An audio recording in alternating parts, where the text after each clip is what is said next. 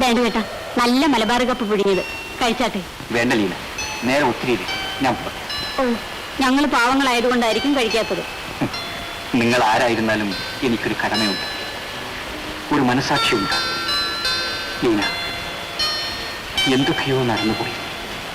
ആ തെറ്റിനെല്ലാം ഞാൻ പരിഹാരം ചെയ്യണം. ഇവിടെ അങ്ങനെ ഒരു തെറ്റും നടന്നില്ലല്ലോ. ഓ, അപ്പം ചീത്ത പറഞ്ഞതാണോ? എന്തു പറഞ്ഞാലും കുറ്റം ചെയ്താൽ അതൊന്നും സാരമില്ല. നിങ്ങളോടും കുടുംബത്തോടും എനിക്കൊരു കടപ്പാടുണ്ട്, അത് ഞാൻ നിറവേറ്റും. അത്ര നിർബന്ധമാണെങ്കിലേ എന്നെ കെട്ടിക്കൊണ്ടുപോകും. എന്നാല് ഞാൻ പോയിട്ട് ഒരു നല്ല കയറുമായി വരാം, എന്നിട്ട് ഈ മാൻകുട്ടി കെട്ടിക്കൊണ്ടുപോകാം. എന്നാലേ ഈ കാപ്പി കൂടി. അല്ല, മഴയും കാറ്റും കൂടി വരുന്നുണ്ട്, ഞാൻ എങ്ങനെ പോകും? ഇന്നിവിടെ കിടക്കും. ഈ മഴ തോരാതെ പോകാനേ ആദ്യം വെള്ളം കൂടി.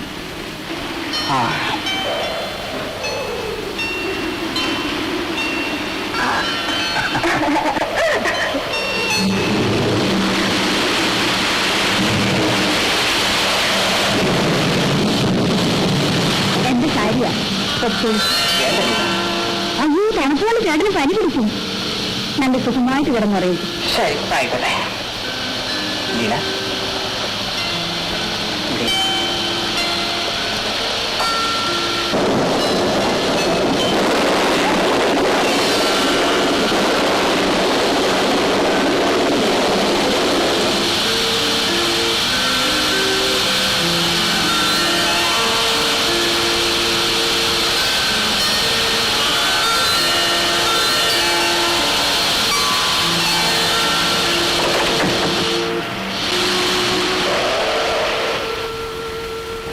ശോശാമ്മേ, എടി ശോശാമ്മേ, എടി സർക്കാരെ കിടത്തി ഉറക്കത്തില്ലല്ലോ. ശോശ ശോശ ശോശ എന്നെ വേണം. എടി, നിന്നെ മറ്റൊന്നിനല്ല വിളിച്ചത്.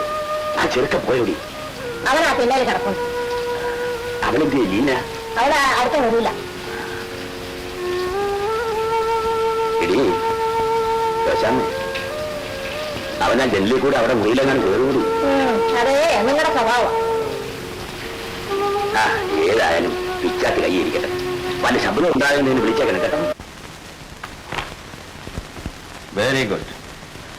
നിങ്ങൾ വളരെ ഭംഗിയായ അക്കൗണ്ട് മെയിൻറ്റെയിൻ ചെയ്തിട്ടുണ്ട്. മൊത്തം 75,000 രൂപ ഉണ്ടായിരുന്നു, അത് ഉടനെ ബാങ്കിലിട്ടു. ബസ് കളക്ഷൻ അത് 16,646 രൂപ ഉണ്ടായിരുന്നു, അതും ബാങ്കിലിട്ടു. ആ ശരി. ഇത്തവണ തൊഴിലാളികൾക്ക് 4 മാസത്തെ ശമ്പളം ബോണസ് ആയിട്ട് കൊടുക്കാൻ തീരുമാനിച്ചിരിക്കുകയാണ്. തുക മൊത്തമായിട്ട് കൂട്ടി ചെക്ക് എഴുതി വെച്ചെന്നാൽ ഞാൻ ഒപ്പിട്ട് തരാം. ഓക്കെ, ശരി, ഞാൻ വരാം.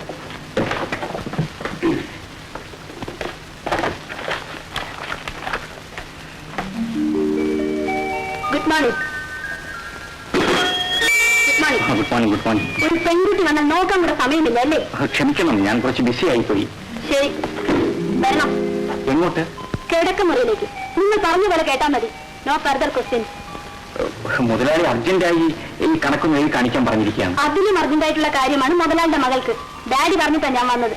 മുതലാളി പറഞ്ഞതുപോലെ ചെയ്തില്ലെങ്കിൽ അറിയാമല്ലോ. എന്നാലേ നിങ്ങൾക്ക് വരാൻ പറ്റില്ലെന്ന് ഞാൻ ഡാഡിയോട് പറഞ്ഞു. അയ്യോ, വേണ്ട വേണ്ട, ഞാൻ വരാം. Okay, good boy, come on.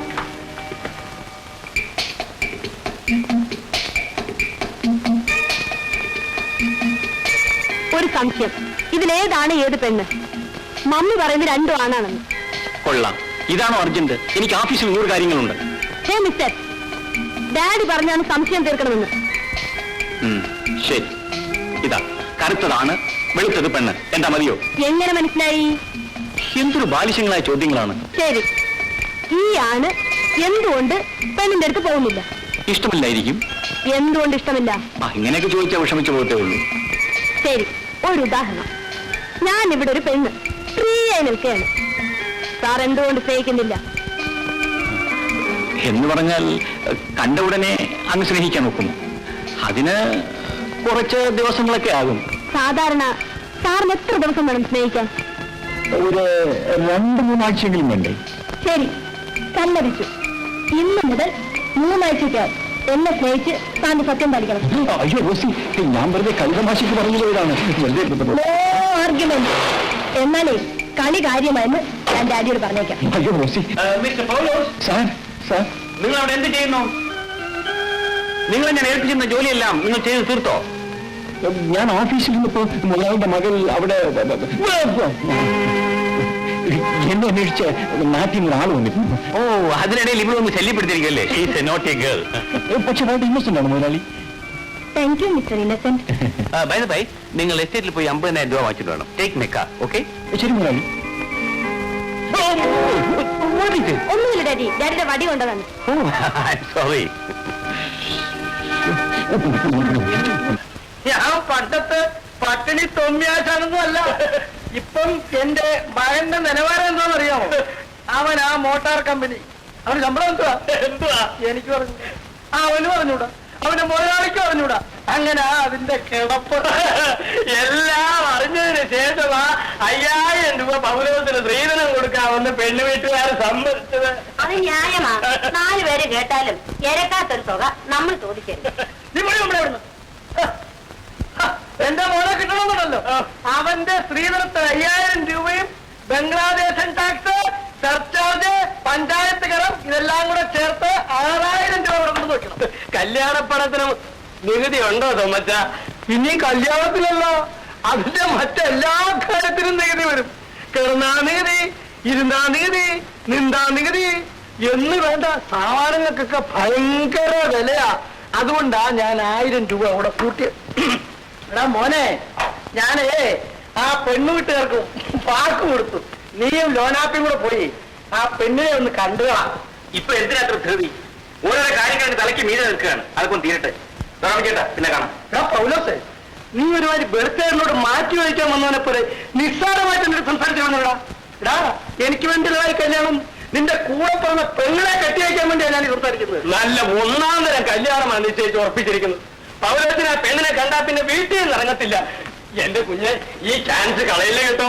എനിക്ക് ഇത് പറഞ്ഞാൽ അവന് മനസ്സിലാവുണ്ടാവും. നാളെ ഒരുപക്ഷെ ആ മോട്ടാർ കമ്പനിയിൽ നിന്ന് ഇവനെ എടുത്ത് ദൂരെ കളഞ്ഞെന്ന് വരും. അങ്ങനെ വരുമ്പോൾ പണ്ടത്തെ പോലെ പട്ടിണിയായിട്ടും കഴിയേണ്ടി വരും. അത് വരുന്നതിന് മുമ്പായിട്ട് നീയും നിന്റെ പെണ്ണും ഒരു നല്ല നിലയിൽ എത്തട്ടെ എന്ന് വിചാരിച്ചാ ഞാൻ ഈ അന്തരാളമൊക്കെ കാണിക്കുന്നത്. അത് പറഞ്ഞ അവന്റെ പണിയെ കണ്ടായോ? ഇപ്പൊ ഉടനെ കല്യാണം നടത്താത്തോണ്ട് ഇവിടെ എന്താ കുഴപ്പം? ഇവിടെ ആരെങ്കിലും പട്ടിണി കിടക്കുന്നു? അപ്പച്ചൻ ചുമ്മാ ഇവിടെ തിരുന്നാ മതി.